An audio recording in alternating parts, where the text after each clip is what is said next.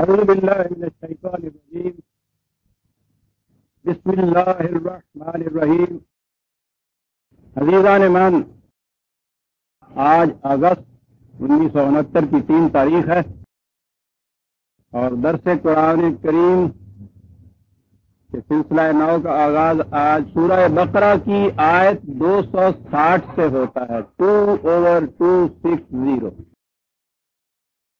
پچھلی آیت میں جیسا کہ میں نے عرض کیا تھا، تمثیلی طور پر بتایا گیا تھا کہ بنی اسرائیل بت نصر کے حملے کے بعد کس طرح قریب 100 سال تک معصومی اور غلامی کے شکنجے میں جکڑی رہی. اسے قرآن نے ان کی اجتماعی موت سے تعبیر کیا ہے. پھر کس طرح کیخسرو نے اہل بابل کو شکست دے کر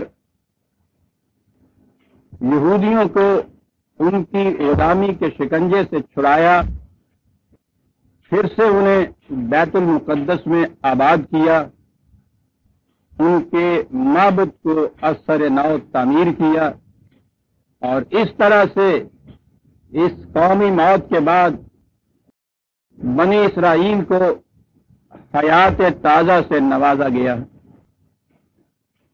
ضمن عرض کر دوں، 2 احباب نے مجھے خط لکھا ہے کہ فلاں بات ہمیں وضاحت سے سمجھا دیجیے. میں ان کی خدمت میں عرض کروں گا.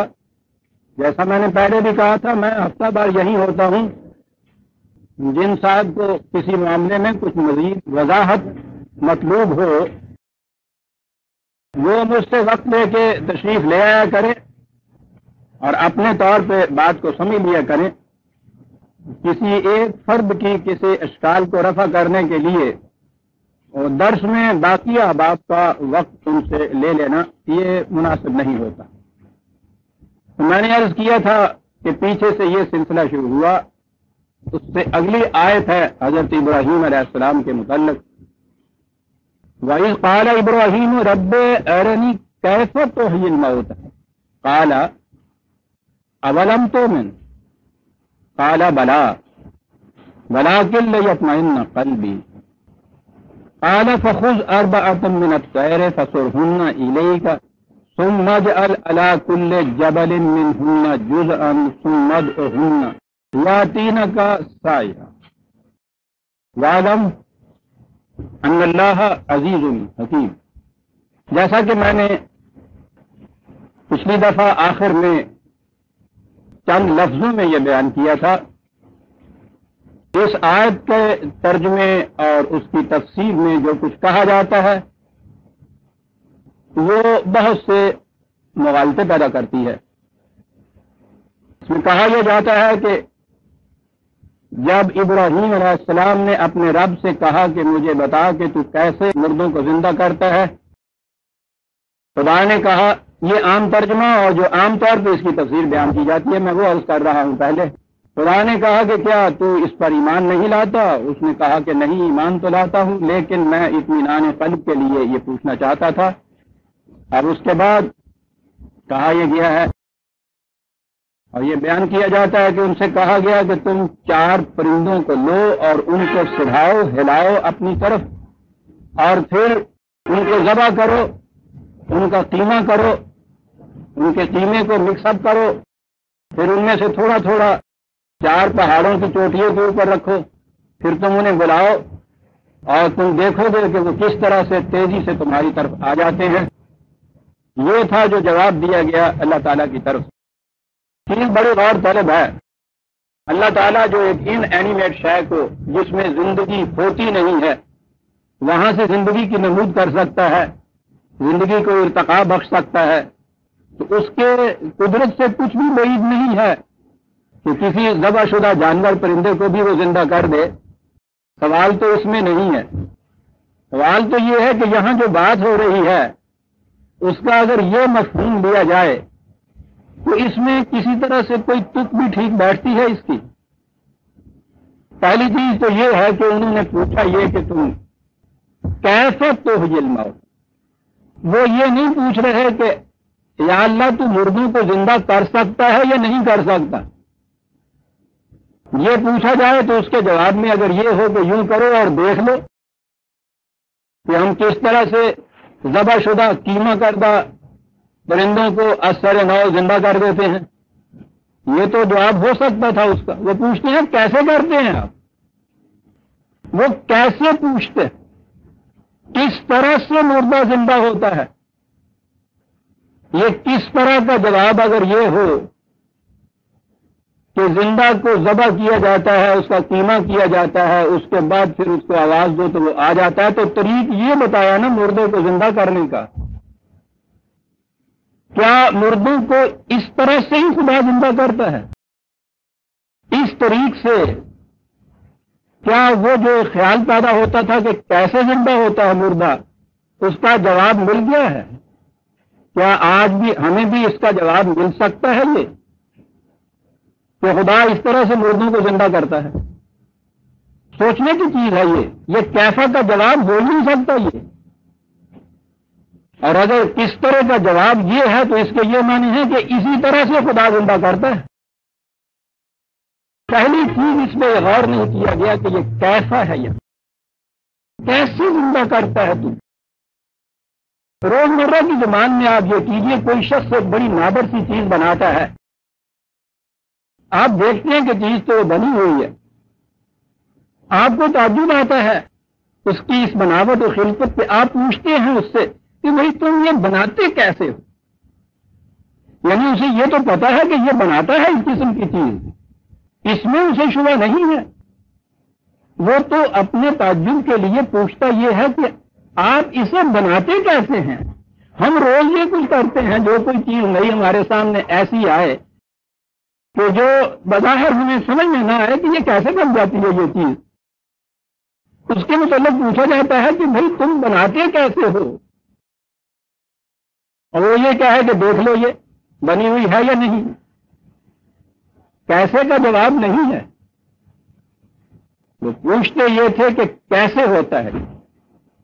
और जैसा कि मैंने अर्ज किया है, अगर कैसे का तरीक यही है जो बताया गया है, तो फिर तो हर मुर्दे के साथ ये होना चाहिए, इसी तरह से जिंदा होना चाहिए मुर्दे।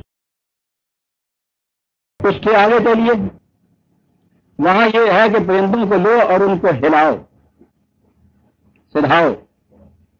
आयत सारी में कहीं ये बात नहीं है कि उनको ज़बह करो कीमा करो, ये इसमें अपनी तरफ से बढ़ाया गया है।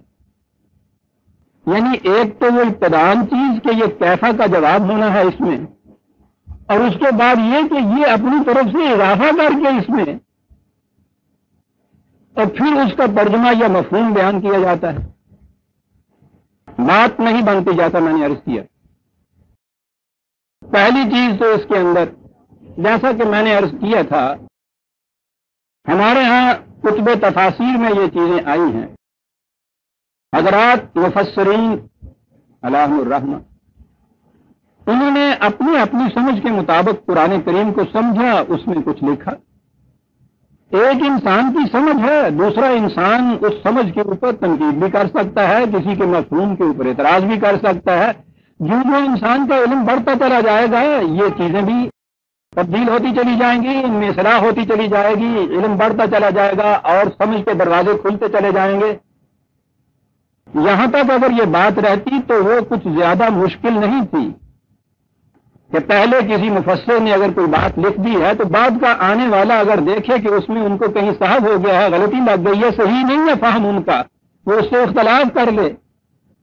लेकिन पहली चीज तो हमारे यहां ये हो गई कि नहीं साहब, असलाफ ने जो कोई समझ लिया है उससे इख्तलाफ नहीं किया जा सकता। खैर यहां तक भी झगड़ा जा सकता था किसी से।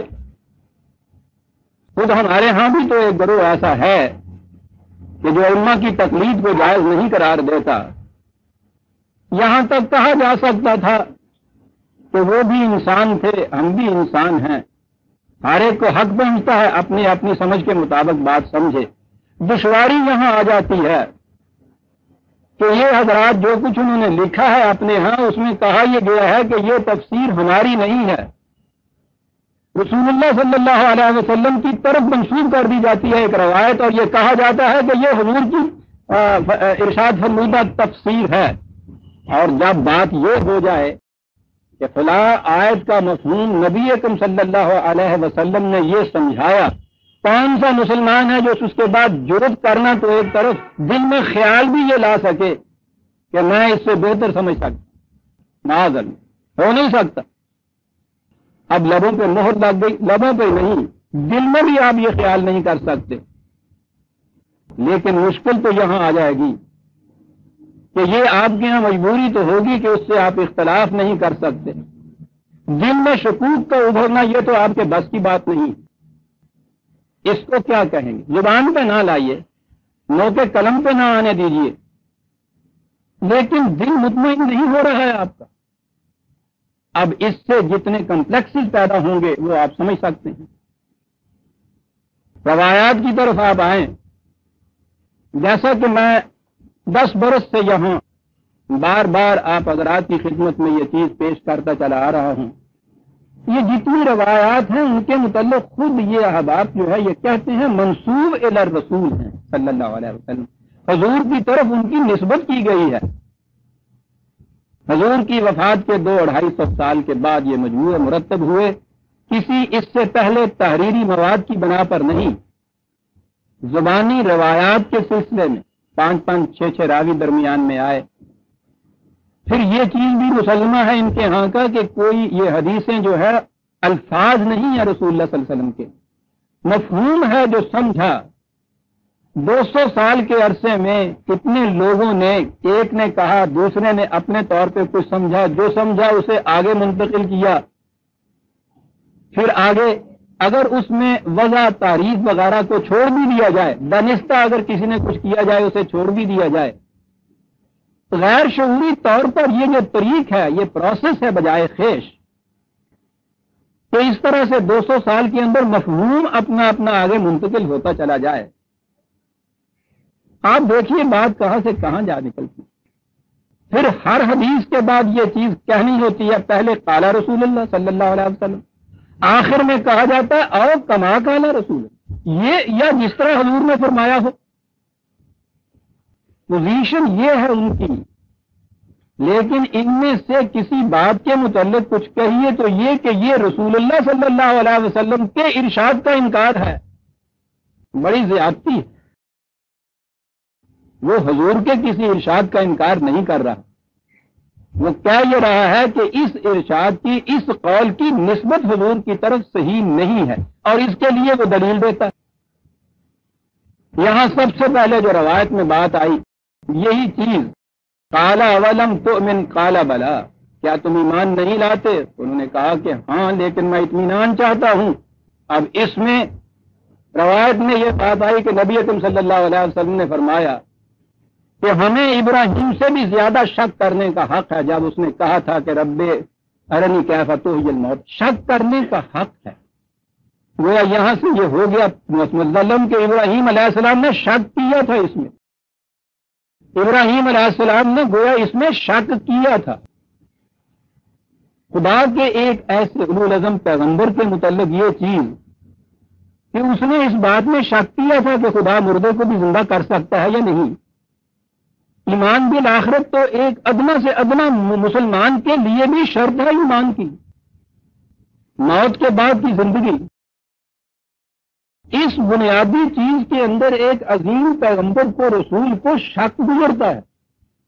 ایک رسول کو تو شک گزرا، اور حضور خاتم النبیین صلی اللہ علیہ وسلم انہوں نے فرمایا کہ ہمیں شک کرنے کا ان سے بھی زیادہ حق ہے۔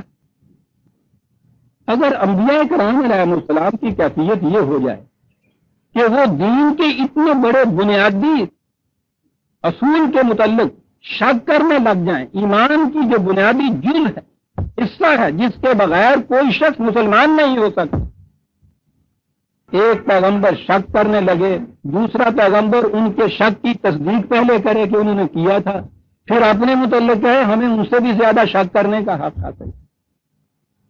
تو یہ شک کی بات کس کے متعلق کہی جا رہی ہے؟ یہ ہے 260 آیت، یہ 258 آپ کے سامنے گزر چکی ہے۔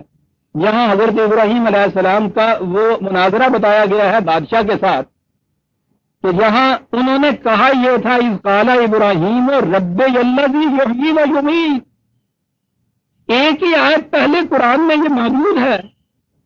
ابراہیم علیہ السلام اس بادشاہ سے کہتے ہیں کہ میرا رب وہ ہے جو زندگی عطا کرتا ہے، جو مارتا ہے، جو زندہ کرتا ہے. یہاں یہ چیز ان کا تو یہ قول یہاں موجود ہے. ابھی جو اس شخص کے ساتھ مناظرہ کرتے ہوئے یہ کہیں کہ رب کی خصوصیت یہ ہے کہ وہ مردہ کو زندگی بھی عطا کرتا ہے، کیا وہ ابراہیم علیہ السلام وہ اس بار میں خود شک میں ہوں گے کہ خدا زندہ کر سکتا ہے یا نہیں کر سکتا؟ غور فرمایا آپ نے؟ ایک آیت پہلے جو بات آئی ہے اس پہ نگاہ نہیں ہے. کیسا پھر آگے بات ہے، پھر آگے جو کچھ آ رہا ہے، 4 پرندے لیجئے سدھائیے، اب اس میں یہ کہیں نہیں ہے کہ ان کو ذبح کیجیے، ان کا قیمہ کیجیے اور پھر پہاڑوں کے اوپر رکھیے. اور جیسا میں نے عرض کیا یہ سب کچھ کرنے کے بعد کیا یہ کیفا کا جواب ہو جائے گا؟ کیسے تو مردوں کو زندہ کرتا ہے؟ بات یہ نہیں. بات یہ ہے کہ قرآن کریم میں موت اور حیات کے لفظ آتے ہیں. یہ جسے آپ طبعی موت کہتے ہیں، فزیکل ڈیتھ، یہ بھی ہے. حیات، فزیکل لائف، طبعی زندگی ایک فرد کی، چلنے پھرنے والے کی، یہ بھی ہے. لیکن قرآن کریم تو بے شمار مقامات میں وہ افراد جو علم اور عقل سے کام نہیں لیتے، جو غلط راستوں پہ چلتے ہیں، سمجھنے کی کوشش نہیں کرتے، ضد پہ اڑے رہتے ہیں، جو انسانی سطح پہ زندگی نہیں بسر کرتے، حیوانی سطح کے اوپر سانس لینے کی زندگی بسر کرتے ہیں، قرآن انہیں مردہ کہتا ہے. پھر جب وہ عقل و شعور سے کام لیتے ہیں، قرآن کے حقائق کو سمجھتے ہیں، زندگی کی بلند سطح جسے انسانیت کی زندگی میں نے عرض کیا ہے اس تک پہنچتے ہیں، انہیں وہ زندہ کہہ کر پکارتا ہے. افراد میں وہ یہ کچھ کرتا ہے، اقوام کے متعلق بار بار وہ یہ کہتا ہے. مردہ قومیں ہمارے ہاں ہم روز استعمال کرتے ہیں یہ لفظ، قوموں کی نشت ثانیہ روز ہم یہ لفظ استعمال کرتے ہیں. حیات تازہ، حیات نو، قوم پہ صدیوں تک مردنی چھا گئی، پھر اسے ایک نئی زندگی عطا ہوئی. یہی چیزیں عربی زبان میں استعمال ہوتی. قرآن کریم کے تمام مقامات کو سامنے لانے کا تو وقت نہیں، نہ اس کی ضرورت ہے. دیکھیے قرآن 2 چیزیں میں نے عرض کی. افراد جو عقل و فکر سے کام نہ لیں، جو وحی کی روشنی میں نہ چلیں، انہیں قرآن مردہ کہتا ہے. 6/123، 6/123. اَوَ مَنْ كَانَ مَيْتًا فَأَحْيَيْنَاهُ وَجَعَلْنَا لَهُ نُورًا يَمْشِي بِهِ فِي النَّاسِ كَمَنْ مَثَلُهُ فِي الظُّلُمَاتِ. کہا ہے کہ کیا وہ شخص جو مردہ ہو پھر اسے زندگی عطا ہو جائے، فَأَحْيَيْنَاهُ، پھر ہم اس کو زندہ کر دیں. یہی بات سمجھائی کہ کیا کر دیں؟ اسے ہم ایک روشنی دے دیں جسے وہ ہاتھ میں لیے ہوئے انسانوں کی دنیا میں چلے پھرے. آپ نے دیکھا کہ یہاں موت کسے کہا گیا ہے، زندگی کیا کہی گئی ہے؟ لفظ میتن ہے، فاحییناہ ہے. اب اگر ہم مانے وہی ایک ہی لیں، physical death and physical life, تبھی موت اور تبھی زندگی، یا وہی چیز ہو جائے گی کہ سچ مچ کا ایک مردہ، ایک ڈیڈ باڈی، پھر اس کو ہم زندہ کریں، پھر اس کے ہاتھ میں ایک دیا دے دیں تو روشنی دے دیں، پھر وہ اس سے چلے پھرے. بات تو نہیں ہے یہ. اس وحی کی شمع کا ہاتھ میں نہ ہونا اسے موت قرار دیا گیا ہے، افراد کی بھی، اقوام کی بھی. اور اس لیے کہ آگے خود ہی کہا تمام مسئلہ فی الظلمات، کیا یہ اس کے برابر ہو جائے گا جو تاریکیوں میں پھر رہا ہے؟ تاریکیوں میں چلنے پھرنے والے سانس لیتے ہیں جسے آپ طبعی زندگی کہتے ہیں، ہر عنوان سے وہ اس معیار پہ پورے اترتے ہیں، زندہ ہیں، قرآن انہیں زندہ نہیں کہتا. اس کے نزدیک تاریکیوں میں چلنے والے زندہ نہیں کہلاتے. وحی کی روشنی میں سفر حیات طے کرنے والے یہ زندہ کہلاتے ہیں. افراد کے متعلق میں نے یہ کہا. آگے چلیے. 8/24 8/24 خطاب ہو رہا ہے جماعت مومنین. طبی طور پہ ان کے زندہ ہونے میں تو کسی کو شبہ ہی نہیں ہو سکتا. یا ایھا الذین آمنوا یا ایھا الذین آمنوا استجیبوا للہ وللرسول اذا دعاکم لما یحییکم. اے جماعت مومنین لبیک کہو تم خدا اور اس کے رسول کی آواز جب وہ تمہیں بلائے. دعاکم جب وہ رسول تمہیں بلائے کس چیز کی طرف؟ لما یحییکم جو تمہیں زندگی عطا کرے. اب ظاہر ہے تو خطاب تو یہاں زندوں سے ہو رہا ہے، یعنی جو طبعی طور پہ زندہ ہیں ان سے خطاب ہو رہا ہے. یا ایھا الذین آمنوا تو زندہ جماعت ہے. کہا یہ جا رہا ہے کہ تم لبیک کہو اس کی آواز پر جب وہ تمہیں بلائے اس چیز کی طرف کہ جو تمہیں زندگی عطا کر دے. زندگی کی دو سطحیں یہاں صاف واضح ہیں. یہ ایک وہ زندہ ہیں چلتے پھرتے ہیں، اپنا جنازہ اپنے کندھے پہ خود اٹھائے ہوئے ہوتے ہیں. ایک وہ زندہ ہیں جو انسانیت کی زندگی جیتے ہیں. یہ وہ زندگی ہے کہ جو اس زندگی کے بعد بھی اپنی ارتقائی منازل طے کرتے ہوئے آگے بڑھتی ہے، بلند ہوتی چلی جاتی ہے. قرآن نفس شماری کا نام زندگی نہیں قرار دیتا، وہ نفس گدازی کو زندگی قرار دیتا ہے. اس لیے وہ طبی طور پہ چلنے پھرنے والے انسانوں سے بھی کہتا ہے کہ تم مردہ ہو، آؤ زندگی کی طرف آؤ، تمہیں میں وہ آب حیات دوں کہ جو تمہیں فی الحقیقت زندگی عطا کرے، انسانی سطح پر جینے کا طریق بتائے تمہیں.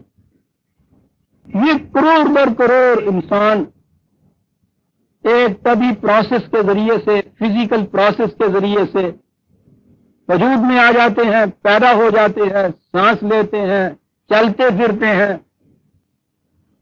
قرآن کہتا ہے کہ تم ان کو انسان سمجھتے. اولئک کالانعام بل ھم اضل. انسان نہیں ہیں، حیوان ہیں. حیوان کے لفظ پہ تو لفظی معنی زندہ ہی ہے نا. اینیمیٹڈ کو کہتے ہیں. چلنا پھرنے والا زندہ ہے، ڈاکٹر کے سرٹیفکیٹ کی روح سے زندہ ہے. انسانیت کی بارگاہ سے اس کو زندگی کا سرٹیفکیٹ نہیں مل سکتا.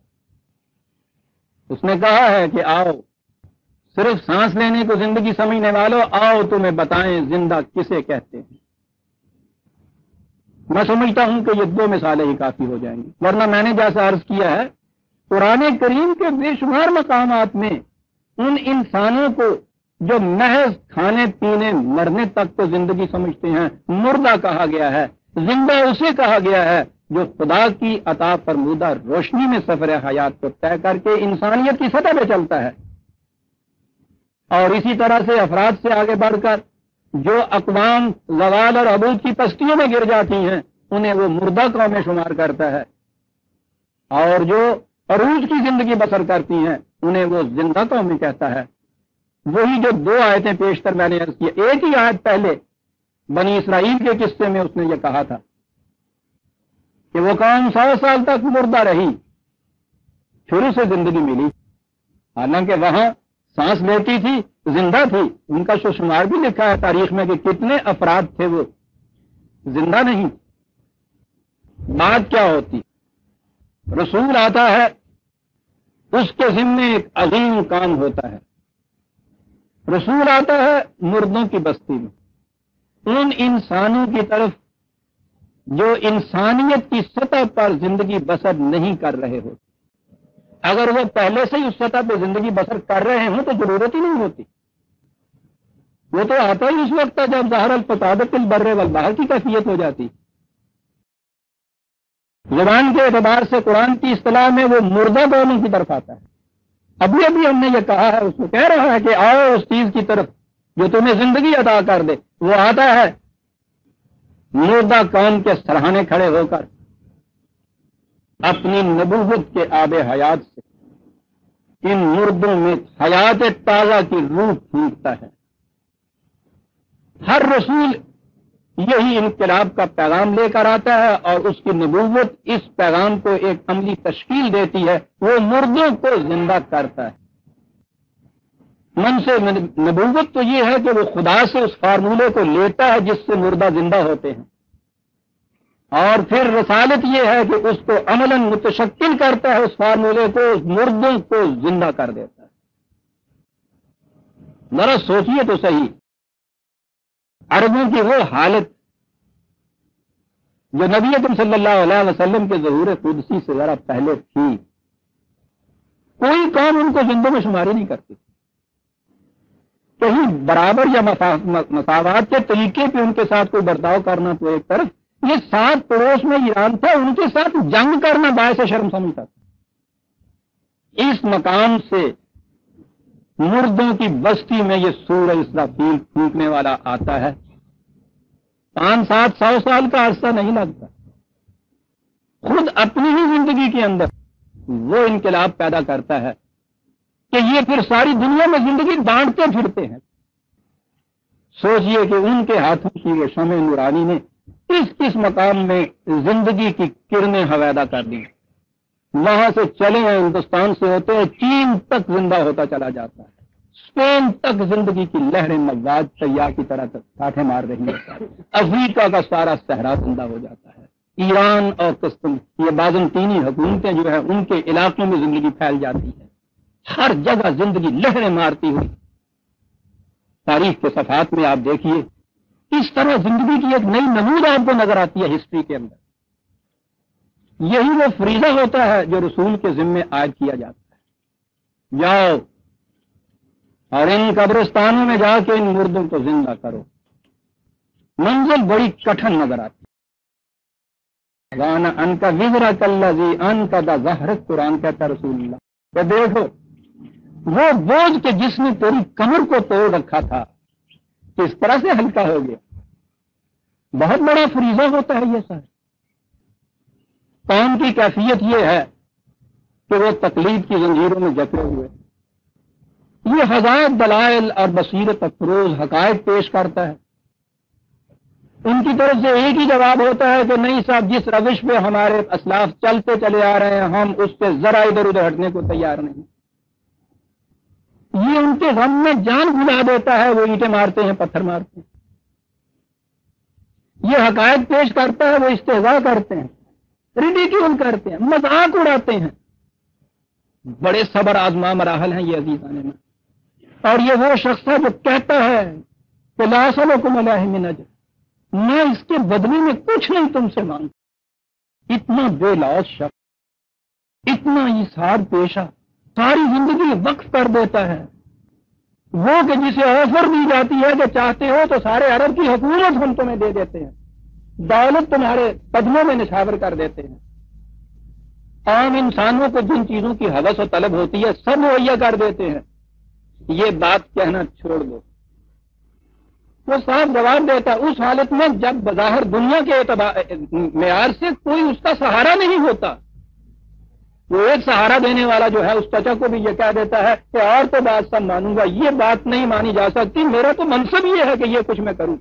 جنہیں وہ زندہ کرنے کی کوشش کرتا ہے ان کی طرف سے یہ جواب آتا ہے. پتھر مارے جاتے ہیں، اینٹیں ماری جاتی ہیں. اور میں نے جیسا عرض کیا ہے ان سب سے زیادہ سخت مرحلہ استہزاء اور مذاق اڑایا جاتا ہے.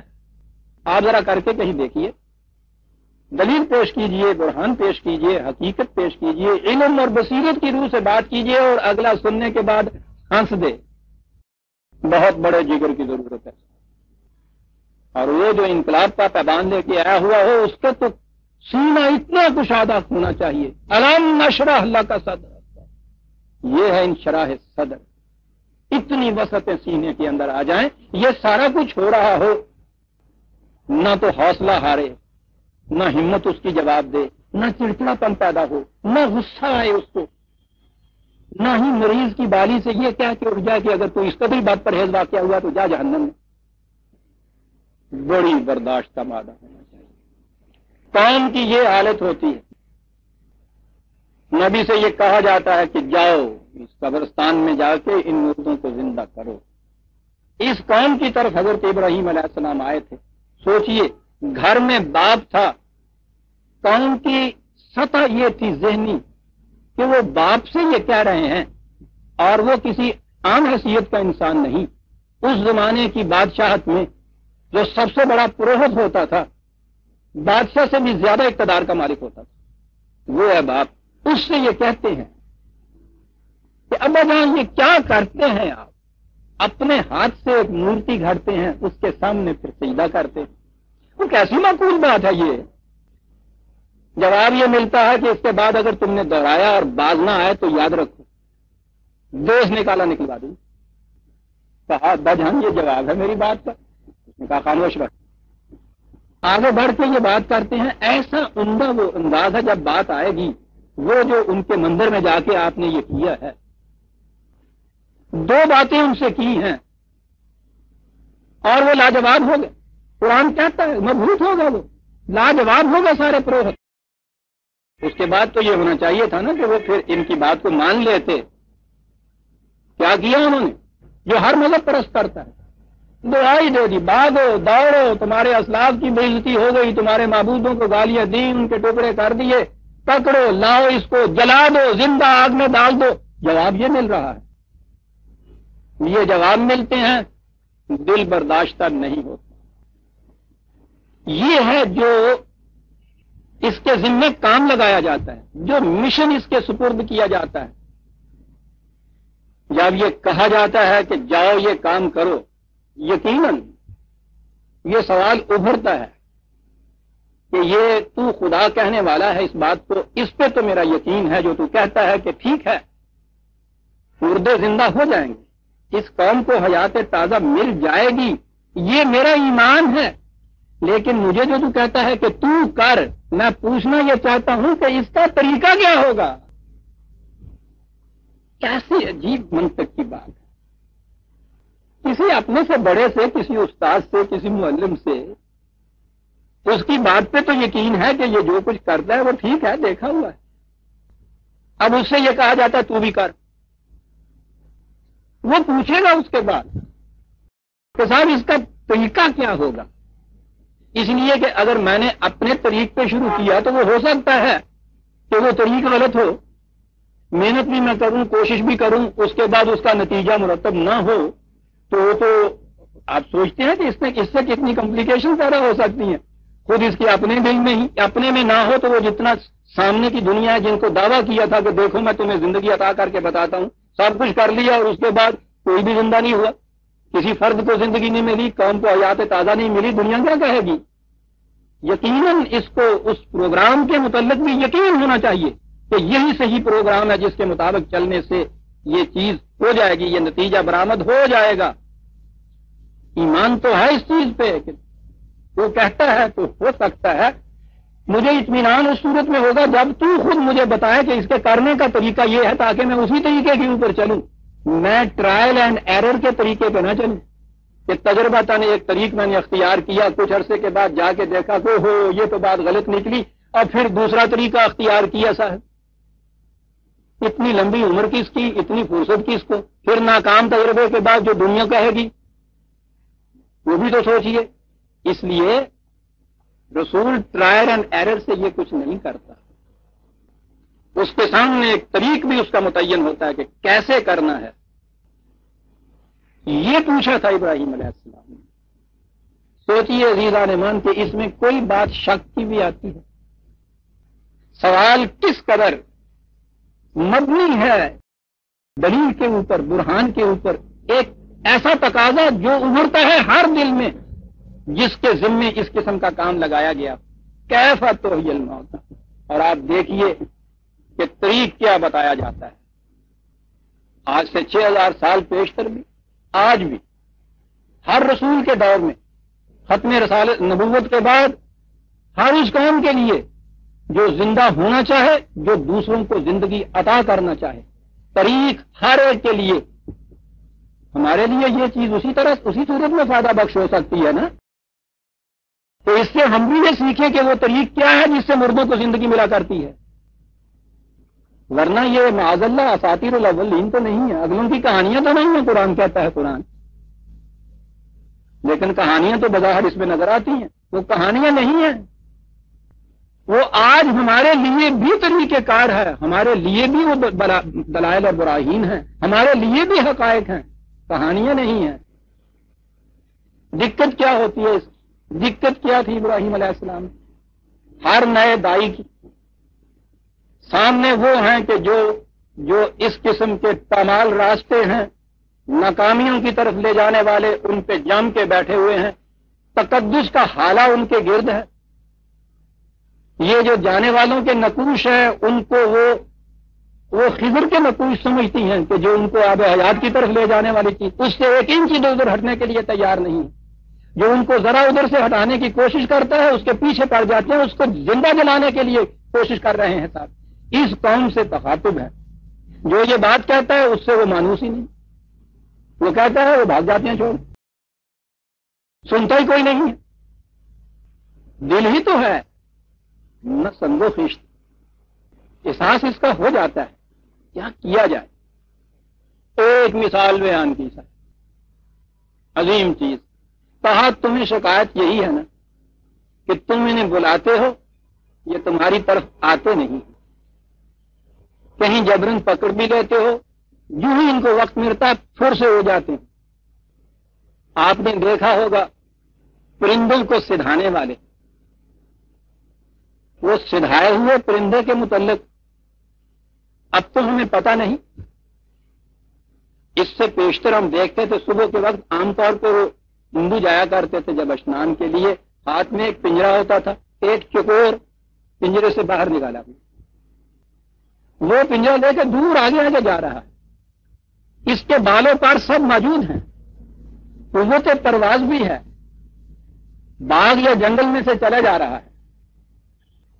اس جنگل یا باغ کے درختوں پر بیٹھے ہوئے پرندے، اڑنے والے آزاد آوازیں دے رہے ہیں اپنی اس نو کو. اڑنے کی طاقت موجود ہے، ادھر سے آواز بھی آ رہی ہے، دیکھ رہا ہے، لیکن یہ اس پنجرے کے پیچھے پیچھے چلا جاتا، پنجرے کے اوپر جا کے بیٹھ جاتا تھا. اس کا دروازہ اگر بند ہوتا تھا تو چونچ سے کھولتا تھا. یہ وہی پرندہ تھا کہ جس دن لائے تھے اس کو پتہ نہیں کتنے جتن کر کے اس کو اس پنجرے میں قید کر کے رکھنا پڑتا کہ جو ہی ذرا اس نے موقع پایا اور گیا، وہ پنجرے کی تیلیاں توڑتا تھا، تمہارے ہاتھ کو کاٹتا تھا، نہیں رہنا چاہتا تھا اس حالت میں. یہ نیا نیا لایا ہوا پرندہ تھا. پہلی دفعہ جب اس قوم کو اس قسم کی دعوت دی جاتی ہے تو اس کی کیفیت یہ ہوتی ہے. اس چکور کو، اس تیتر کو اس مقام تک پہنچانے کے لیے آپ کو معلوم ہے درمیان میں کیا ہوا تھا؟ یہ اس سے پوچھو جس نے کبھی اس کو سدھایا ہو. اتنے بڑے استقامت کی، برداشت کی، حوصلے کی، ہمت کی، التزام کی ضرورت ہوتی ہے اس میں. ایک غیر مانوس پرندے کو سدھانا اور سدھا کے اس مقام تک پہنچانا کہ اسے چھوڑ دیا جائے، آزاد چھوڑ دیا جائے، بالوں پر سمیت دور دور نکل جائے، وہ اسے آواز دی ہے، اڑتا ہوا پھر تمہاری طرف آ جائے. اس نامانوس پرندے کو اس مقام تک پہنچانے کے لیے آپ سوچتے ہیں کہ کیا طریق ہوتا ہے. طبیعت میں بڑی نرمی، استقامت، خبر جسے کہتے ہیں، تھکے نہیں. ورنہ 2-4 دن کے بعد اگر یہ صورت ہو تو یا تو ایک تھپڑ اس کو دے، تھوڑا کر دے، یا اس کو چھوڑ ہی دے، جاؤ جہنم میں. نہیں، یہ کرنا پڑتا ہے عزیزان من اس داعی انقلاب کو جو اس قسم کی قوم کی طرف آتا ہے، جو حقیقت سے نامانوس ہوتی ہے. روشنی کی کرنیں جن کو چمگادڑ کی طرح ستاتی ہیں، ان چمگادڑوں کی بستی کو اس نے سورج کی روشنی میں لانا ہوتا ہے. کتنا صبر آزما یہ مرحلہ ہوتا ہے. یہ مقام تھا جس میں حضرت ابراہیم کھڑے تھے کہ یا اللہ، میں ان سے بات کرتا ہوں، یہ یا تو سنتے ہی نہیں ہیں، بھاگ جاتے ہیں، یا گالیاں دیتے ہیں، مذاق اڑاتے ہیں، پتھر مارتے ہیں، یہ قریب ہی کوئی نہیں آتا. کہا ابراہیم یہ اتنی جلدی کی بات نہیں، بڑا من مارنا پیندا ہے. 4 پرندے لو مختلف قسم، جن میں باہمی معانست بھی کوئی نہ ہو، کوئی عرب ہو، کوئی عجم ہو، کوئی ایرانی ہو، کوئی رومی ہو، کوئی سہیب ہو، کوئی افریقہ کا حبشی ہو، بلال ہو، لو ان کو نامانوس قریب نہیں تمہارے آئیں گے۔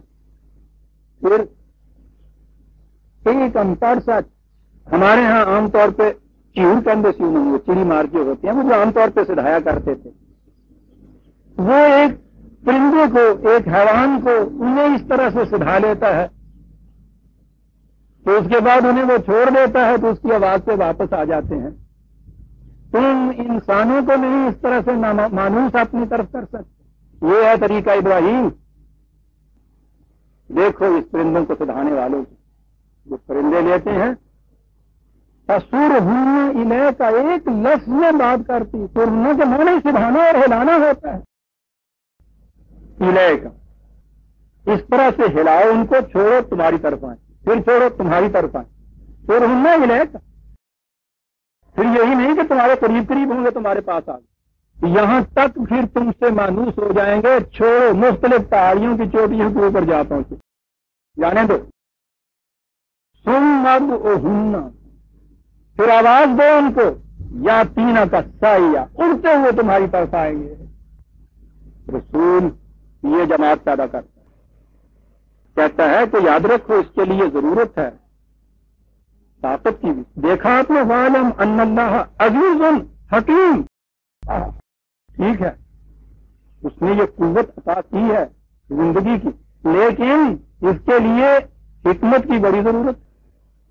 یہ بات دھاندلی سے نہیں ہو سکے گی، محض قانون کی زنجیروں میں، سزا کے استبداد میں جکڑنے سے قومیں مانوس نہیں ہوا کرتی، سدھانے سے اس کو مانوس ہوا کرتی۔ اتنی کشش اپنے اندر پیدا کرو کہ نامانوس وحشی پرندوں کی طرح کے انسان لپک جھپک کر تیری طرف اڑتے ہوئے، سائن بھاگتے ہوئے تیری طرف آئے، یہ کیفیت پیدا کر۔ آپ نے غور فرمایا کیفا کا جواب کیسے ملا ہے کہ کس طرح یہ مردے زندہ ہو گئے۔ ابراہیم یہ ہے طریقہ، ماما اس طرح سے گھبراؤ نہیں، زچ نہ پڑ جاؤ، مایوس نہ ہو جاؤ، یہ کچھ کرنا ہے۔ اور یہ ہے عزیزان من سب سے بڑی چیز جو رسول کے متعلق کہی گئی کہ یہ ہونی چاہیے بنیادی خصوصیت ایک رسول کے اندر، جو ایسی قوم کو، نامانوس قوم کو اپنی طرف یوں مانوس کرنا چاہے، اس کی کیفیت 3/158 3/158 نکال لیا۔ فَبِمَا رَحْمَةٍ مِّنَ اللَّهِ، یہ خدا کی بڑی رحمت تھی، لِنْتَ لَهُمْ، تو بڑا ہی نرم مزاج واقعہ ہے، سختی اور درستی کر کے دیکھیے اس پرندے کے ساتھ، آتا ہے آپ کی طرف، لِنْتَ لَهُمْ، بڑی چیز۔ وَلَوْ كُنْتَ فَظًّا غَلِيظَ الْقَلْبِ لَانفَضُّوا مِنْ حَوْلِكَ، اگر تو کہیں ترشرو سخت مزاج کا ہوتا، تنگ دل ہوتا، یہ تیری طرف آ کے ارد گرد آنے کے بعد بھی بکھر جاتے۔ یہ ایک بڑی چیز، بات تو آگے چل کے مجھے اس کی وضاحت کرنی چاہیے تھی، لیکن آیت نے تو ساتھ ہی وضاحت کر دی، میں کیوں انتظار کروں، کیا کر۔ نرمی، افیکشن، عزیزان من سمجھ رکھیے ایک بات کو، دنیا میں اصلاح کا بہترین طریق، بہترین کیا میں کہوں گا دی اونلی، ایک ہی طریق ہے، افیکشن دیے چلے جائیے۔ مشکل یہ ہے کہ اس کے متعلق ہماری زبان میں تو ایک لفظ وہ محبت اور پیار ہی کا ہے، افیکشن، وہی کہہ لیجیے، لیکن یہ کچھ اس لفظ سے الگ چیز ہوتی ہے۔ افیکشن دیے جائیے، محبت دیے چلے جائیے۔ اب جسے آپ قریب کر رہے ہیں اس میں کئی کمیاں ہوں گی، کئی نقائص ہوں گے، کئی باتیں ایسی ہوں گی جو تمہیں اچھی نہ لگیں، ناپسندیدہ ہوں، ناخوشگوار ہوں، یہ چیزیں ہوں گی۔ اب اگر صورت یہ ہو آپ اس کو قریب لانا چاہتے ہیں، افیکشن دیتے ہیں، اس کی طرف سے کوئی ایسی حرکت سرزد ہوتی ہے جو آپ کو ناگوار خاطر گزرتی ہے، پسند نہیں آپ اسے کرتے، آپ اسے جھٹک دیتے ہیں، کئی بات بظاہر تو نظر آئے گا کہ وہ محروم رہا، در حقیقت آپ ناکام ہو گئے اپنے مشن کے اندر. آپ کا تو مشن یہ تھا ان کو سدھا کے قریب رکھنا. اور اگر آپ یہ چاہیں کہ صاحب آئیں وہ جن میں کوئی نقص نہ ہو، کوئی ناپسندیدگی کی بات ہی نہ ہو، 52 تولے 4 رتی پورے ہوتے ہیں آپ کے معیار کے اوپر، ان کی اصلاح کی ضرورت ہی کیا ہے، وہ تو تم سے بھی زیادہ اصلاح یافتہ ہیں. یہاں تو انہیں پاس لانا ہے تمہیں جن کے اندر یہ چیزیں موجود ہیں. کیا کر بنیادی حقیقت کو یہ دیکھ کہ صلاحیت ہے اندر، مائنڈ ریسپٹو ہے، وہ آنا چاہتا ہے ادھر، یہ چیز ہے اس کے اندر، یہ چیز ہے. تو پھر یہ چھوٹی چھوٹی سی پروگزاشتیں، صاحب لفظشیں، نقائص، ناخوشگوار باتیں، یہ اگر ان سے ہوتی ہیں صاف عنہم، اس سے درگزر کر، ان چیزوں سے متاثر تو ہو گیا، جھٹک دے گا تو ان کو، اس پہ تھپڑ نہ مار. ٹھیک ہے ان چیزوں کا کچھ نقصان ان کو ہوگا، بس تغفر لہم، ان کے لیے سامان حفاظت پیدا کر، ان کی ان سہو و لغزش سے جو انہیں نقصان ہونا ہے اس سے محفوظ رکھنے کا تو انتظام کر. ان میں تو ابھی یہ چیزیں ہیں ایسی. انتظام تو یہی ہوگا نا جو قرآن نے کہا ہے، ان الحسنات یذہبن السیئات. تو یہ جو ناہمواریاں ہوتی ہیں اس کا دور کرنے کا طریقہ یہ ہے کہ زیادہ سے زیادہ ہمواریاں پیدا کرتا چلا جا، ان کے اندر زیادہ سے زیادہ صلاحیتوں کو ابھارتا چلا جا. ان کی یہ جو چھوٹی چھوٹی لغزشیں ہیں ان کے نقصانات سے وہ محفوظ رہ جائیں گے. اس کے لیے تو قرآن نے اتنی بڑی اجازت دے دی ہے. کبائر الاسم کے متعلق وہ کہتا ہے کہ وجتنبوا الکبائر من الاسم، کبائر الاسم سے بچو الا اللمم. یہ جو یونی روزمرہ کی زندگی میں چھوٹی چھوٹی سی ناگوار باتیں ہو جاتی ہیں ان کے اوپر خواہ کے لیے ماتھے پہ جفر کے نقشے نہ بنانے شروع کر دیا کر. انسان ہیں، ہر ایک سے ہوتی ہیں یہ چیزیں، ان کو اتنی اہمیت نہ دو. بنیادی چیزوں کے اوپر نگاہ رکھو. بنیادی چیزوں میں اگر یہ جو تمہارے گرد آتے ہیں اس میں تم دیکھو کہ یہ ہیں، انسان بننے کی صلاحیت ان میں ہے، چاہتے بھی ہیں، تمہاری طرف قریب آ رہے ہیں، تو ان چھوٹی چھوٹی سی باتوں کے اوپر ان کو نہ جھٹک دو. ان چیزوں کے لیے ایسا انتظام کرو کہ وہ ان کے تباہ کن نتائج سے محفوظ رہیں. اور مقام ان کو کیا دو عزیزان من، سوچئے. یہاں اس سے آنے سے پہلے تصور میں لائیے اپنے ہاں کی کسی اس مجلس کا جس میں ایک صاحب خواہ وہ استاد ہی کی حیثیت میں کیوں نہ بیٹھے ہوں پرانی مجلس میں، اور روحانیت کی مسلک کے اوپر بیٹھے ہوئے کا تو پوچھو ہی نہیں تھا. جتنے سامنے بیٹھے ہوئے ہیں سب سر جھکائے ہوئے، آنکھیں نوڑائے ہوئے، مجال نہیں کسی کی کہ ذرا سی بھی ایک زبان کھول سکے. جو کچھ حضرت صاحب کا ارشاد ہے یعنی وہ کیسی بےتکی کیوں نہ ہمتا چلا جائے. سبحان اللہ، جرت ہی نہیں ہو سکتی. ہو کیوں نہیں سکتی؟ وہ جرت دلاتے نہیں ہیں. جو ہی ذرا کسی نے کیا اور انہوں نے وہ آنکھیں جو کسی انداز سے سرخ کی ہوئی ہوتی ہیں یوں ان کی طرف دیکھا، بھسم، دوسرے نے کہا بھسم کر کے رکھ دیں گے. یہ سارا جتنا یہ آپ کے ہاں کا یہ طریق ہے برادران عزیز جسے روحانیت کی زنجیریں کہتے ہیں، یہ صرف فیئر کمپلیکس ہوتا ہے، خوف طاری کیا ہوا ہوتا ہے ان کے دلوں کے اندر، ڈر ہوتا ہے، غیر مرئی چیزوں کا خوف. بات دوسرے طرف نکل جائے گی. ایک یہ مجلس ہوتی ہے، ایک اس بار یہ انقلاب کی مجلس ہوتی ہے جس نے مردوں میں حیات نو پیدا کرنا ہوتا ہے. مقام ذرا دیکھیے، یہ مقام ہی کیا ہمارے یہاں کے کسی معلم کا یا جسے آپ مرشد طریقت کہتے ہیں اپنے ذہن میں جو صرف خدا ہوتا ہے، مقام ہی ان کا کیا ہے دوسروں کے مقابل، رسول کے مقابل میں مقام کیا ہے ان کا.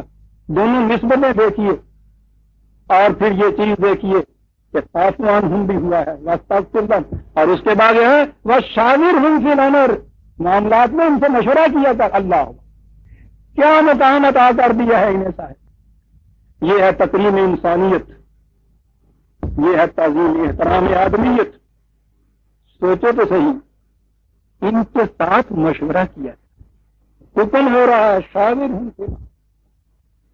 دیکھا آپ نے یہ جو غیر مانوس پرندوں کو سدھانے والا تھا جی، آپ دیکھ رہے ہیں کیسے تو یہ موت کا جواب کیسے مل رہا ہے، کیسے زندگی عطا کی جائے.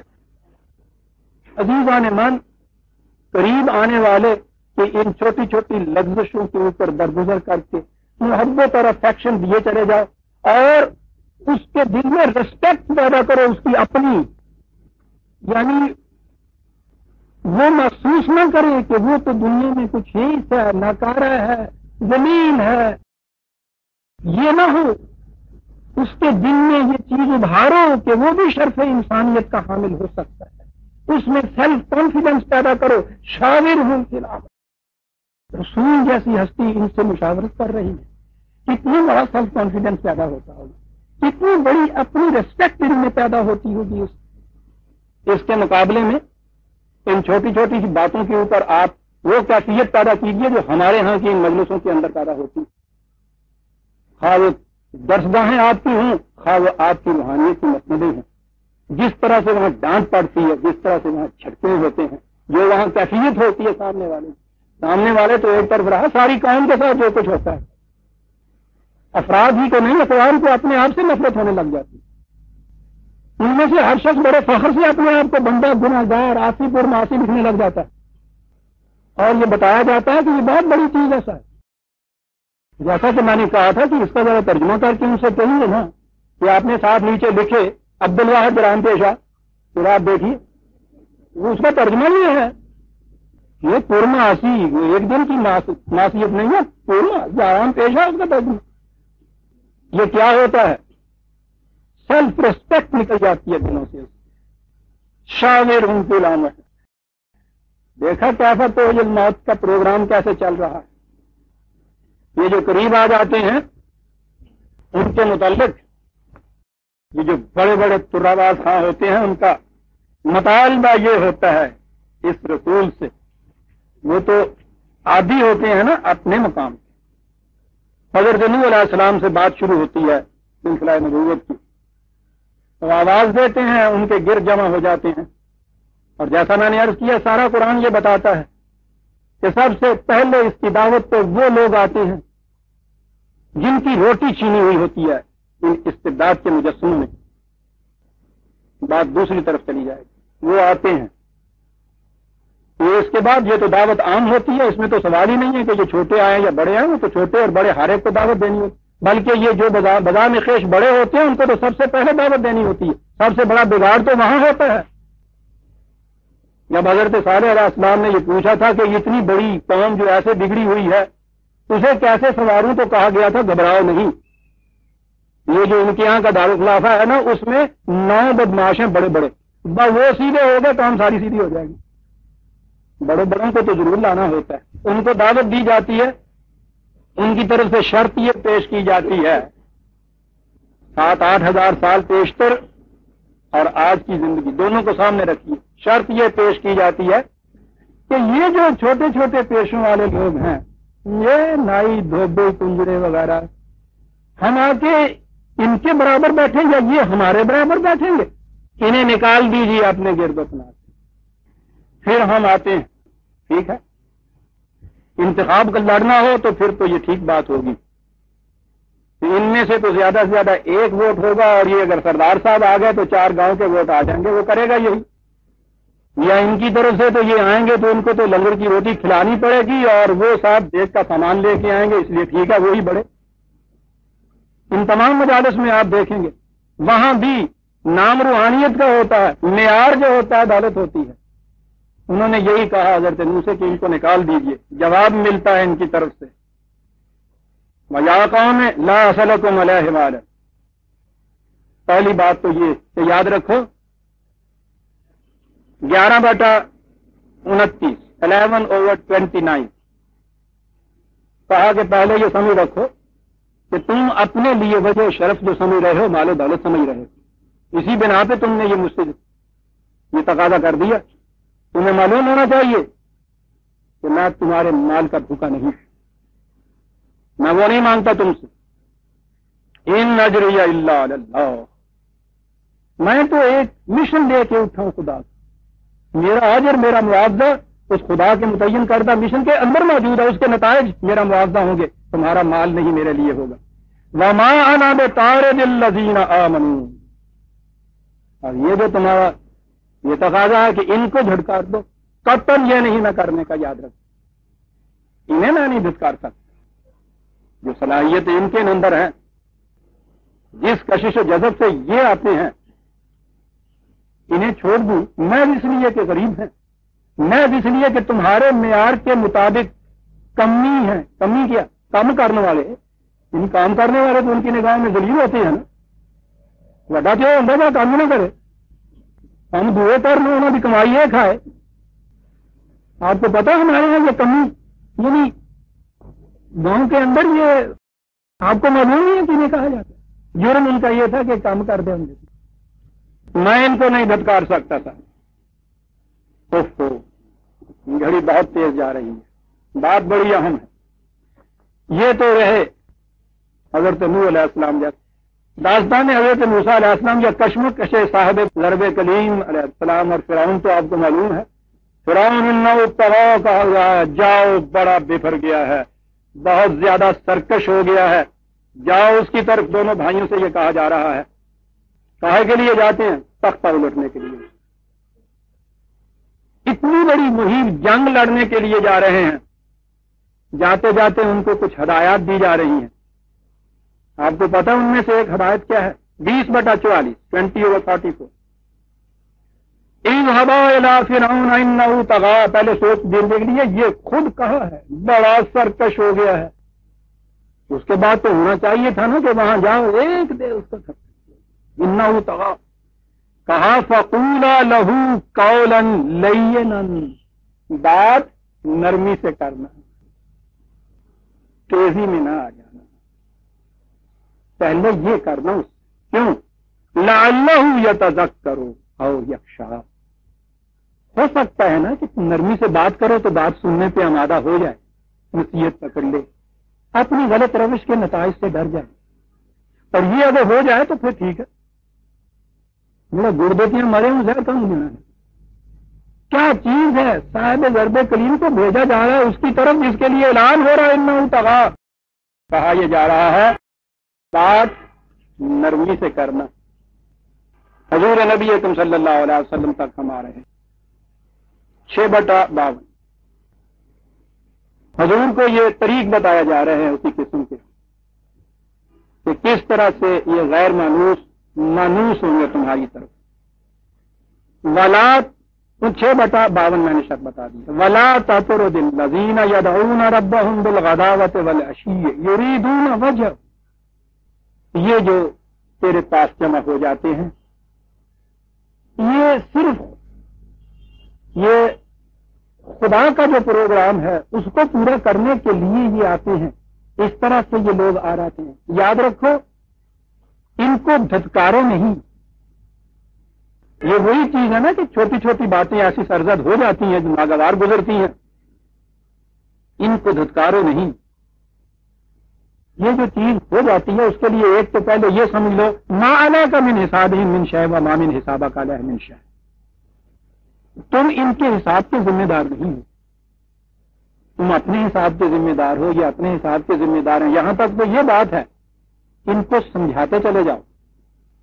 اور اگر یہ کر دیا رسول نے، سنیے عزیزان من، دھتکارنا فتکون من الظالمین.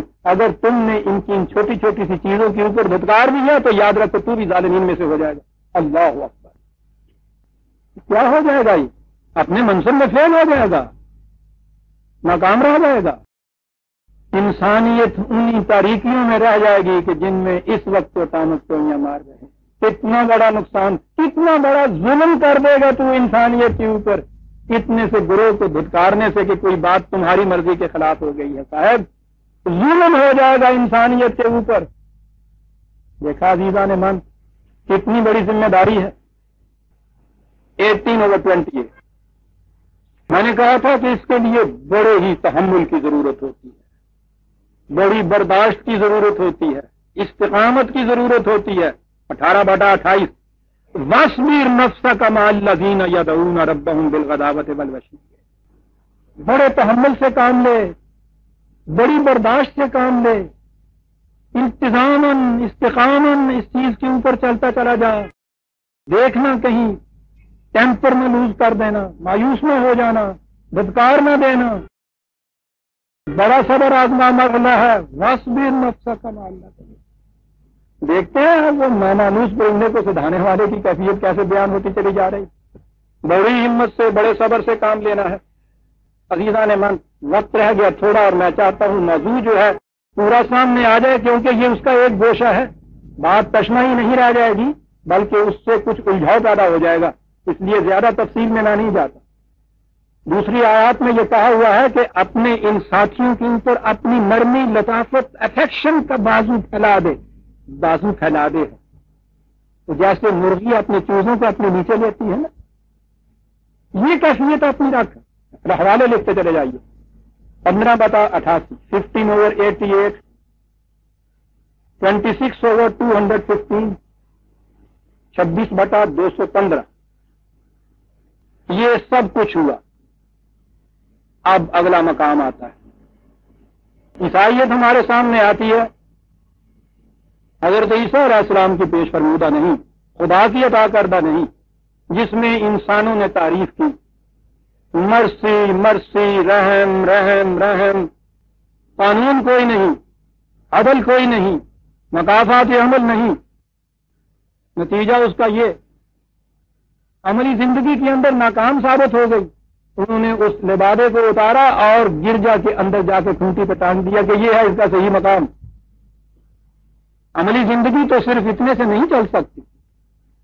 پہلا مقام یہ ہے، انہی میں جن میں یہ چیزیں پیش کی جا رہی ہیں، جب یہ چیز یقین تک پہنچ جائے کہ اس میں صلاحیت نہیں رہی، یہ آنا ہی نہیں چاہتا، ضد کرتا ہے، سمجھنا نہیں چاہتا، خواہ کے لیے کٹپشتیاں کر رہا ہے، مخالفت کے اوپر ہی اترا ہوا ہے، کوئی طریق اس قسم کا جو ہے یہ اس سے کارگر نہیں ہو سکتا، اس قسم کے لوگ آئیں گے۔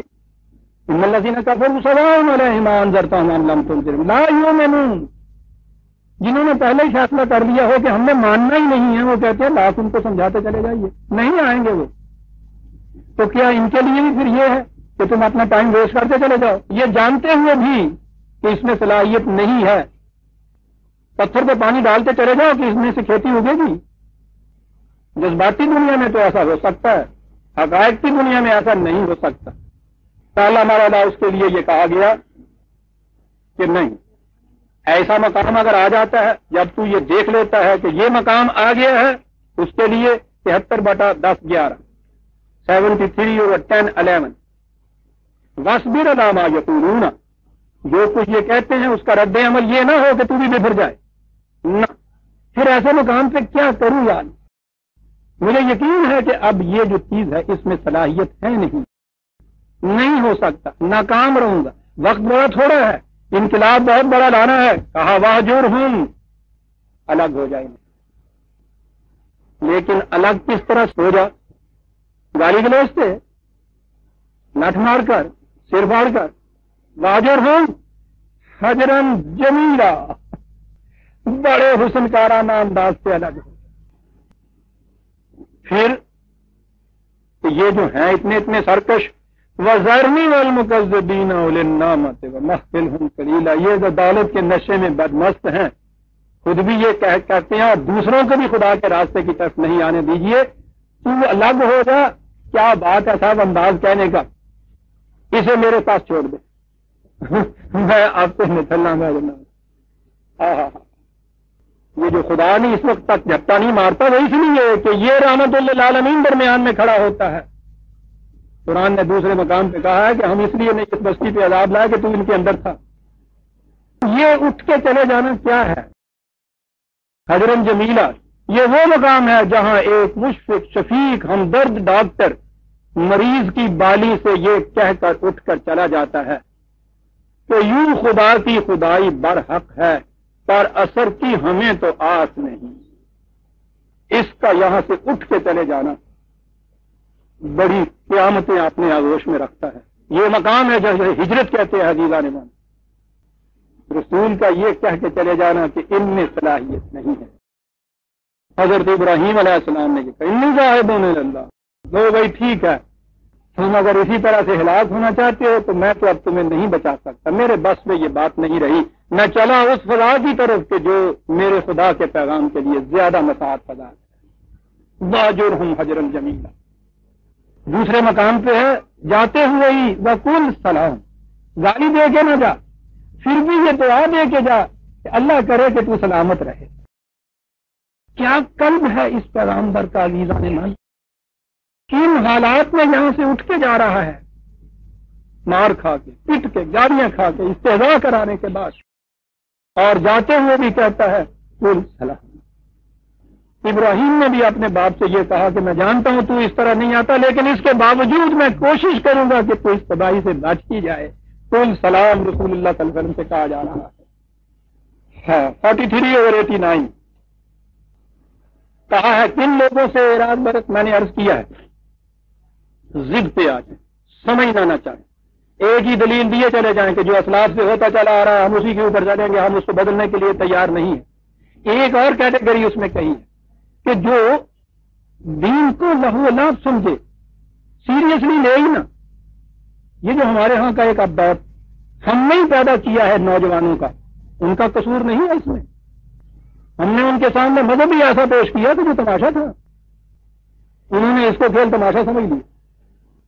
یہ ان کی طرف سے مایوسی نہیں ہے، وہ مقام کہ جہاں وہ واقعی سیریس ہوئی نا اس معاملے میں۔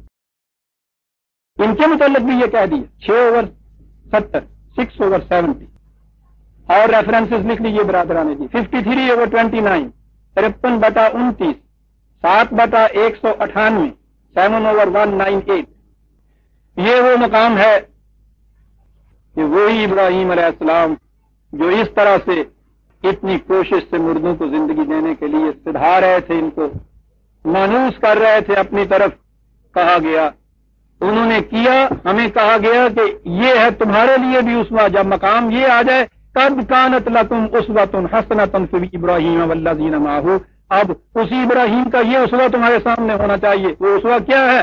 اذ قالوا لقومہم انا براء منکم ومما تعبدون من دون اللہ، یہ تم اور جن کی تم معصومیت اختیار کیے ہوئے خدا کے علاوہ، میں ان سے بیزار ہوں۔ کفرنا بکم وبدا بینکم وبینکم العداوۃ والبغضاء ابدا، تم میں اور ہم میں کھلی ہوئی ایک دشمنی ہوگی۔ ابداً کہنے سے یہ ہو گیا کہ بس ہمیشہ کے لیے یہ مایوسی کی بات ہو گئی، کوئی صورت نہیں ہے۔ آپ دیکھیے اس انقلاب، اس مقام پہ یہ اعلان کر کے کہ ہمیشہ کے لیے یہ چیز ہوگی، کہا حتیٰ تؤمنوا باللہ وحدہ، نہیں، بعض آفرینی کی شکل ایک ہو سکتی ہے پیدا، تم خدا کی صداقتوں پر ایمان لے آؤ، بس ٹھیک ہے، پھر گلے سے لگ جائیں گے، ہو سکتی ہے بعض آفرینی، لیکن ان سے بیزاری، علیحدگی، بالکل، اس لیے کہ ٹائم ویسٹ ہو جائے گا، وقت توانائیاں ضائع ہو جائیں گی۔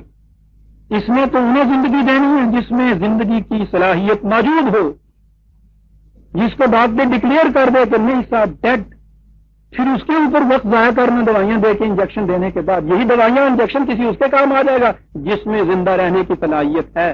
یہ ہے ہجرت عزیزان من، وہاں جاتا ہے پھر نبی، وہاں جانے کے بعد ان کو تو وہ چھوڑ دیتا ہے، لیکن یہ اس کا پیچھا نہیں چھوڑتے، یہ وہاں بھی اپنی مخالفت کو جاری رکھتے ہیں۔ کیا اس مقام کے اوپر پھر وہ عیسائیت کی تعلیم ہے کہ یہ تمہارے ایک گال پہ تماشا مارتے ہیں، تم دوسری گال سامنے کر دو؟ یہ شکست خوردہ سینٹ پال کی تعلیم ہو سکتی ہے، خدا کی اور اس کے رسول کی تعلیم نہیں ہو سکتی۔ جب یہ مقام آ گیا، یہی رسول جس سے کہا گیا تھا کہ تو بڑا نرم دل ہے، اگر تو قلب تیرا فضن غلیظن ہوتا، کہیں سنگ دل ہوتا، یہ ہے وہ لفظ غلظت جسے میں نے کہا ہے، یہاں وہ بات آتی ہے، یہی رسول ہے۔ یہ مقام جب آ گیا ہے کہ وہ اٹھ کے اس کو مٹانے کے لیے اس مشن کو میدان جنگ میں آ گئے ہیں، اتر آئے ہیں، وہاں وہ عیسائیت کی تعلیم نہیں آتی، وہاں خدا کی اصلی تعلیم آئے گی، اور وہ یہ ہے کہ یا ایھا النبی جاہد الکفار والمنافقین واغلظ علیہم، اے نبی اب ان کے مقابلے میں کھلے ہوئے دشمن اور یہ جو مارے آستین تھے، تمہاری اپنی قوم کے افراد بنے ہوئے، زبان کے اوپر ان کی ہمدردیوں کے دعوے، چھپے ہوئے خنجر ان کی آستینوں میں، اب ان کے خلاف جہاد کے لیے کھڑا ہو جائے اور سختی کر ان کے اوپر جتنی سختی کی جا سکتی ہے. یہ آپریشن کا وقت آ گیا عزیزان مان.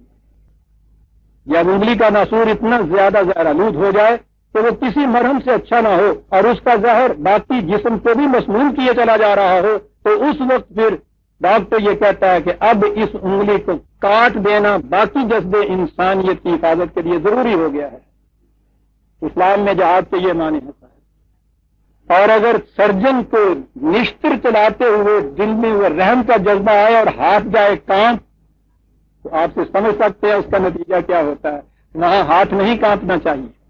رحماء بینہم اشداء علی الکفار, باہم ریشم کی طرح نرم, اور جب مقابلہ یہاں آ کے پڑ جائے ان سے چٹان کی طرح سخت. یہ وہی رسول ہے. ان کو زندہ رکھنے کے لیے جن میں زندگی کی رمق و صلاحیت ہے, یہ زہر آلود جتنے بھی ویپنز استعمال ہو رہے ہیں ان تمام کو آپ کو لے کے دفن کرنا ہوگا, پھر زندگی عطا کریں گے نا. دیکھ رہے ہیں پروگرام کیا آ رہا ہے عزیزان مان. ایک یہ چیز ہے عزیزان مان جو قرآن نے ہمیں سکھائی. میں نے عرض کیا ہے نا, بات تو ایسی تھی کہ شاید ایک نشست میں ختم نہ ہوتی, لیکن میں چاہتا تھا کہ دوسرا فیز آپ کے سامنے لے آؤں تاکہ وہ جو تصور ہے صرف عیسائیت کا وہی ہمارے ذہن میں نہ ہو, یہ دوسرا فیز بھی سامنے آ جائے. لیکن میں اسے پھر دوہراؤں کہ یہ جو سمجھنے کی طلب لے کر دل میں آیا ہو, جو زندہ رہنے کی آرزو لے کے کسی کے پاس آیا ہو, اس کے لیے قرآن نے ہمیں بتا دیا کہ یہ ہے طریق. رسول اللہ صلی اللہ علیہ وسلم کے اسوہ حسنہ میں یہ بات آ گئی. اس قدر نرم دل, اس قدر پرکشش, پرجذب شخصیت کہ غیر مانوس پرندے بھاگے ہوئے آواز کے اوپر آئے, دوڑتے ہوئے اس کی طرف آئے. ایک وہ اور ایک اس کے بعد ہمارے ہاں کی کیفیتیں. کہیں جا کے دیکھیے برادران عزیز, کسی مسجد میں, کسی درسگاہ میں. میں نے کہا تھا نا کہ ایک دوست ہمارے ایک دفعہ دلی کی بات ہے, وہاں نماز پڑھنے کے لیے چلے گئے. کچھ لون شرٹ میں تھے, اسی طرح سے چلے گئے. پائچا کہیں ذرا نیچا تھا, نماز میں کھڑے ہو گئے. کھڑے کھڑے جو ساتھی تھا وہ بھی نماز میں باندھے ہوئے. رکوع میں گئے تو جھکے جب تو اس کی نظر پڑی ان کے پانچے, اس نے اپنی نماز توڑی. لا حول ولا قوت, کہاں بیٹھ گیا. اسی طرح سے اس کی وہ پتلون کو نیکر بنایا, بیچارے کو اوپر کیا, اس کے بعد پھر اللہ اکبر کیا نیچے. خیر یہاں تک ہی تھا. اور جب پھر وہ سلام نام اس کا سلام تھا نا, لیکن وہ تو پھیرنا ہوتا ہے نا. اور اس کے بعد جو وہاں مسجد میں اس کھڑے ہوئے کے ساتھ جو ہوئی ہے, اسے تو پوچھو نا, بن بھاؤ کی پڑی. نتیجہ اس کا یہ کہ وہ دوبارہ مسجد میں نہیں گیا. یہ ہوتا ہے نتیجہ. ذرا سی چیزیں, وہی جو جس نے قرآن نے کہا تھا کہ چھوٹی چھوٹی سی باتوں کے اوپر نہ گرفت میں کر لینا, اس پہ نہ جھلا اٹھنا, ایکشن دیے جاؤ, جذب بنتے جاؤ. مہمات جو ہیں, کبائر جو ہیں, ان پہ نگاہ رکھو, ان چیزوں پہ نہ ہو. وہ ہمارے یہاں وہ چیزیں تو ساری نگاہ سے اوجھل ہوئی اور ساری چیز رہ گئی ان چھوٹی چھوٹی چیزوں کے اوپر. یہ تھی عزیزان من وہ چیز. 5-7 منٹ کی آپ سے اجازت لیتا ہوں, بات ختم ہو جائے. بڑی اہم چیز ہے. قرآن کریم نے سورہ عبسہ میں بڑی عجیب تلقین ہمارے پاس کہا, وہ جو تمہارے پاس آئے اس غرض کے لیے کہ اس کو زندگی مل جائے, اس کی اصلاح ہو جائے, اس کے متعلق میں پھر عرض کر دوں, اس کے متعلق ہمارے ہاں یہ سمجھا جاتا ہے کہ رسول اللہ صلی اللہ علیہ وسلم کو مخاطب کر کے یہ کہا گیا ہے آپ نے یہ کیا تھا. پھر وہی روایت آ جاتی ہے کہ ایک اندھے صحابی تھے آپ کے پاس, وہ آئے قرآن سیکھنے کے لیے, اور آپ نے صاحب منہ موڑ لیا, منہ بسوڑ لیا اور تر شروع ہو گئے اور ڈانٹ دیا. اللہ اکبر. قرآن جن کے متعلق یہ کچھ کہتا چلا جا رہا ہے, کیا اتنی بڑی تاکید کے بعد بھی رسول کی یہ کیفیت ہوگی کہ حضور کی بات نہیں ہے. قرآن کا انداز یہ ہے. ہو سکتا ہے کسی کی بات ہو, نہ بھی ہو تو وہ بات یوں سمجھاتا ہے جیسے کہ ایک واقعہ ہوتا ہے. عبس وتولی ان جاءہ الاعمی, تر شروع ہو گئے, ماتھے پہ تیوریاں پڑ گئیں, منہ سور لیا, رخ بدل دیا, اعراض برت دیا. کس بات سے؟ کہ ان کے پاس ایک غریب اندھا آ گیا ہے. اچھا, یہ ری ایکشن ہو رہا ہے. وما یدریک لعلہ یزکی، تمہیں کیا معلوم اس بات کا؟ آتے ہی یہ چیز پہلے ہی فیصلہ دل میں کر لی کہ نہیں صاحب یہ تو بیکار چیز ہے، کچھ نہیں۔ تمہیں کیا علم ہے کہ یہ کتنی بڑی پاکیزگی اور نشو و نما حاصل کر لے یہاں آنے کے بعد؟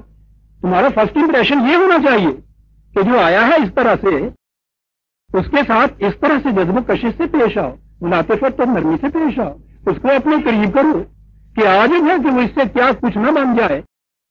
آؤ یا زک کرو فتن کا ذکر، اگر اتنی بلندیوں پہ نہ بھی پہنچے تو کم از کم نصیحت تم سے حاصل کرے، نصیحت پہ عمل کرے، یہ کچھ فائدہ تو ہوگا۔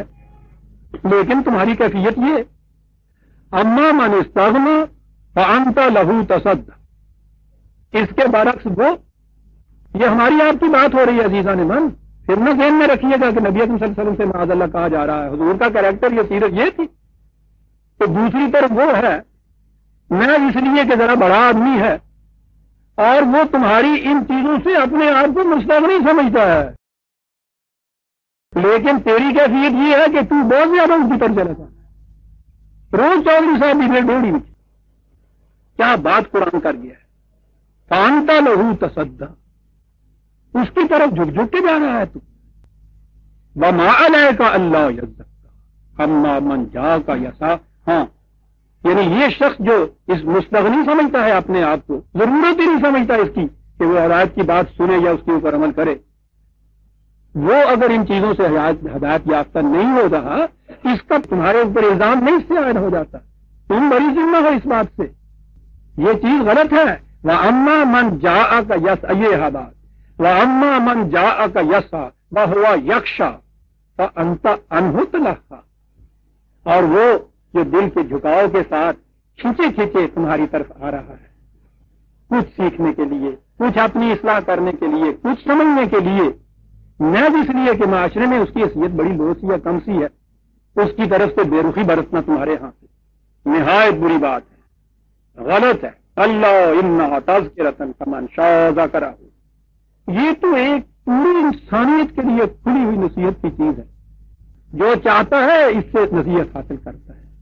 تیری کیفیت یہ ہے کہ جو چاہتا نہیں ہے اس کے پیچھے پیچھے پھر رہا ہے، محض اس لیے کہ بڑا ہے، یہ جو اس طرح سے چاہ کے تمہاری طرف آ رہا ہے محض اس لیے کہ معاشرے میں پوزیشن اس کی ایسی نہیں ہے، اس سے بے رخی برت رہا ہے، ڈانٹ رہا ہے، دھتکار رہا ہے، وہ یہ بات نہیں ہے۔ اس سے وحشی پرندے مانوس نہیں ہوا کرتے، اس سے مردوں کو زندگی نہیں ملا کرتی۔